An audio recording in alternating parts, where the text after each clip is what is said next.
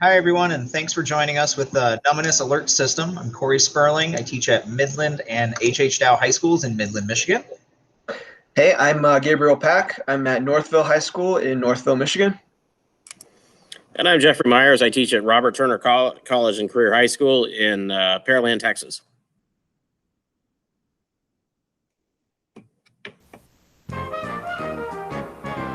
Great idea bringing Stewie to Fenway Park, Peter. Yeah, there's no better place for a father and son to really get to know each other than a ball game. Where is Stewie? Is that a baby in there? Oh my God! He's gonna miss the game!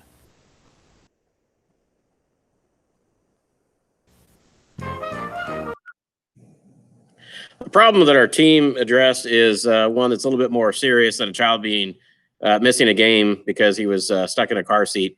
The problem of children dying in automobiles as a result of heat injury has increased over the last 5 years, twofold. And currently we're at a rate of in the United States of 1 child death per week. And the interesting thing about this problem is, it usually happens with the parents or the guardians. They're well-intentioned, non-impaired.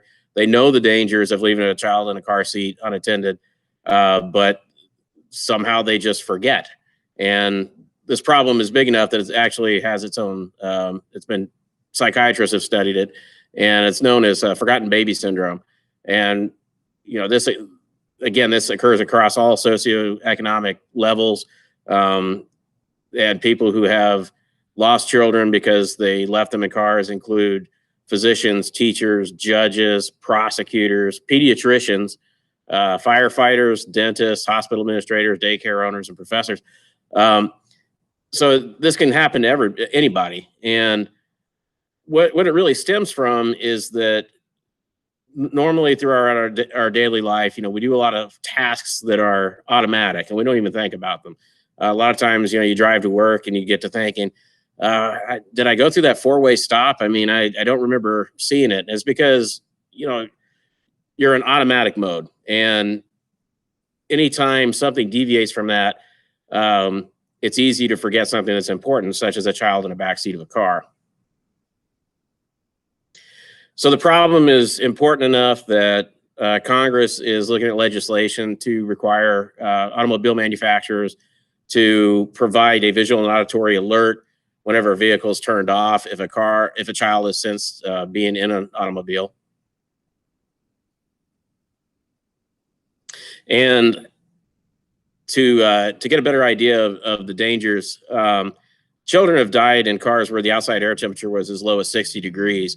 Of course, the higher the outside air temperature, the quicker the interior of the car will reach dangerous levels.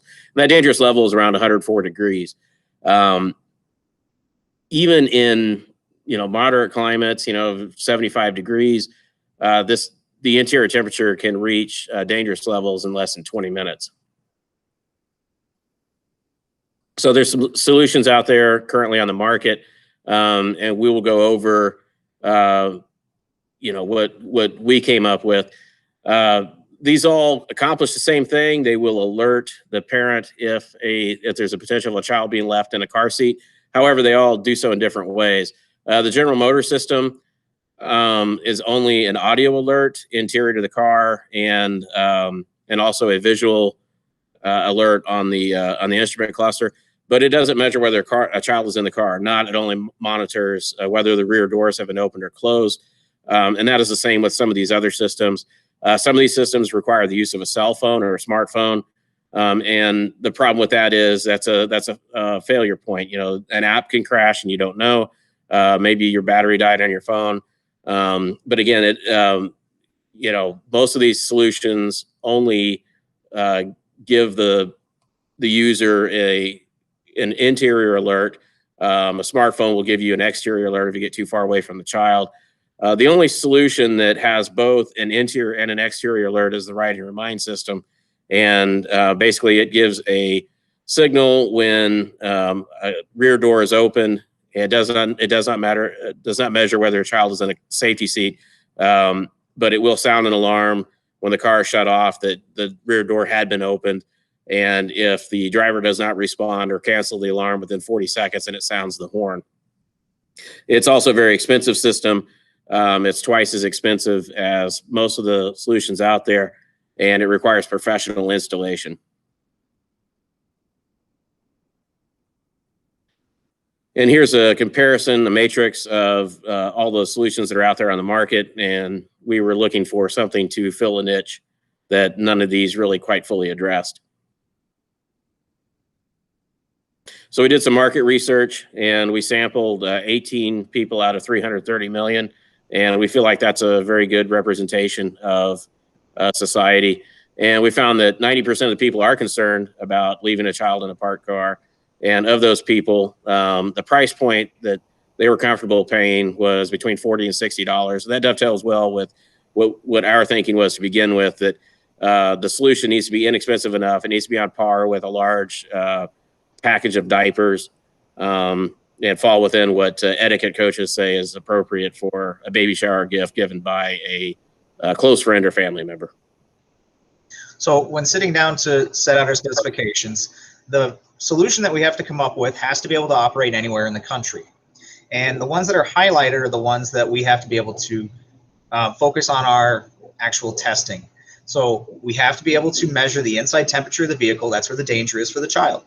We have to then also alert the associated adult, right? Kids can't get themselves out of the car. That's why we have this problem. And anyone has to be able to use this. The other components need to be is that it's accessible to essentially everyone. Now the solution shall be functional with a 5-volt source or greater comes with that we knew we wanted to be able to measure the interior of the vehicle. To do that, we have to use, or at least a possibility of, an analog sensor. So that's where that part comes from. And being that we're trying to maintain the safety of the child, we can't impede on the safety of the seat. And as Jeff had mentioned, we need to stay at a nice price point so it can be given as a gift or not stretch for those who are lower socioeconomic. When we sat down to really figure out what solution to come up with, though, we identified that this is a unique solution, that it's not very vastly different ideas, but essentially that we have common components and different components. So all the ideas had 2 common components. One was an emergency horn relay. So interior temperature comes up, it alerts people nearby. The other part was that we wanted something that was easy to use. It can be plugged in, and that would contain what's called an AAT, an ambient air temperature, to measure the cabin of the car, an LED to show our the notifications, and a speaker to be the auditory response. Now, where the differences came into play would be how did we detect the child was in the car? One would be a weight sensor that would be underneath the child's seat. Another would be a key fob, where half of the fob will be left with the child, and the other half go with the parent on the key ring. And then the other one would be a strap mount, which would go on the shoulder harness of the child. So when we analyzed these through a matrix, we were able to determine one that we were going to pursue. And the primary case of this is that it needed to function without the adult thinking about it. So from the power source redundancy and design for use, we came up with our solution. So the Numinous system meets all the boxes that we compared with everyone else. It has 6 levels of safety. In distress situations, it alerts people around. It doesn't require a smartphone or a professional to install. And it basically is going to function without the adult thinking about it. And let's just be honest, our Numinous system is better than yours. And it operates with 3 components. It has a weight sensor, a plug-in unit, and an emergency relay. So the way these all work together is that we plug in the unit. That unit can detect when the ignition is turned off. Once the ignition is turned off, the program is running, and it's constantly checking the weight sensor. If the child is in the back seat, it's going to run the program to set the audio alert. So as soon as you turn the car off, kids in the back seat, you're going to hear an audio alert. Now let's play with the situation of parent gets out of the car, is struggling with memory, and leaves. Well, that signal is going on, and if the cabin temperature increases to a dangerous level, it's going to actually turn the horn on, but not just a brrr, it's going to be in an SOS activation. So it'll actually give the SOS signal to those surrounding, right? It takes a community to raise a child, and this takes a community to save a child in distress. And it will continue that horn pattern until the child is actually removed from the vehicle. So until the weight sensor has no child, the system will be activated. All right, thank you, Jeff. Thank you, Corey. I'll be talking a little bit about how we ended up creating our prototype. So first off, you might take a look here, and it looks a little different from our final designs. A lot of this is more proof of concept, being able to show that our solution is working and it's doing what we want it to do before putting that nice package together. So the way we did this was, first off, we created a virtual prototype as shown here on the left. There we are able to do some preliminary testing of the program. This is very helpful so that we can get an idea before we actually go purchase materials, before we spend the time to build the actual prototype, to kind of see how things work together, get a lot of that troubleshooting done before actually building a physical prototype. Next, you'll see on the right-hand side the alpha prototype. Now, the alpha prototype first does have a few key features. First, you'll see the TMP36 sensor. It's right here in this little black spot right there. What that is our temperature sensor. We ended up choosing this one because it does cover the range of temperatures that we would expect in a vehicle, as well as its good price point. Secondly, you also notice the LED here, which will be part of our alert system, giving a visual cue to the adult that the child's in the back, as well as the piezo. And now the piezo, it does represent two components that are in our system. Partly, it would be the interior speaker that will alert the user, as well as this would also represent connecting to our car horn relay, which would alert, given more external alert. And lastly, there's an LCD display that would display to the user the actual temperature in the car, so the adults can be making also informed decisions about changing the temperature in the car, whether it's air conditioning, heating, so on and so forth. All right, and finally, the beta prototype, which is our current phase of development, also includes these two push buttons. The push button here on the right side represents the child seat weight sensor. This would be noting that the child is in the seat if that sensor was triggered. And then on the left-hand side would be the driver's seat, being able to detect whether or not the adult is present in the car. Now, some testing that we did, we ran two tests. The first one is a temperature alert system. What we did for this test was first make sure it was calibrated correctly. So you can see on the left-hand side, taking a look at the temperature on our prototype, reading about 80.8 degrees Fahrenheit compared to a pre-calibrated temperature sensor. And you can see it's in that range between plus or minus 2 degrees Fahrenheit. From there, the first test was checking that the alert system would indeed activate if it went above a dangerous temperature. For the purposes of testing, we set it at 85 degrees Fahrenheit. So you can see on the left here that the temperature being read is below that 85 degrees Fahrenheit. From there, we would hold the temperature sensor so that the temperature would rise. And as soon as it went above 85 degrees, the LED would light and the alarm sound would come from the piezo. Secondly, we went into a weight sensor test. So this was to make sure that if the child is present and these temperatures are rising, then we'd be able to get our alert system working.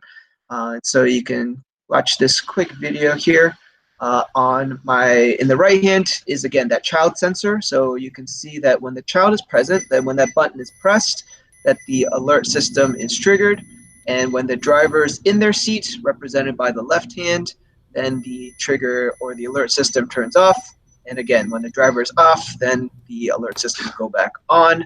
And again, that over time, that would also read into our car horn relay. All right, and so to conclude, our testing results showed that our alert system is triggered under both these vital conditions, as shown in our specifications, that with high interior car temperatures, the alert system would get triggered, as well as if there's a child in the back seat without the adult driver present, then the system would also go off. A few recommendations for where we would go next with our design. First off, the low battery indicator. Right now, the car horn relay does depend on a battery, so we'd want to make sure that the user is aware that the battery might be low, and so that there's a proper power source providing to that car horn. Secondly, we'd want to run the extreme environments tests.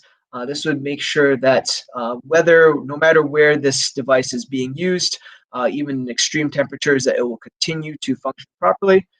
Third, we would want to at least include an option for a smartphone app.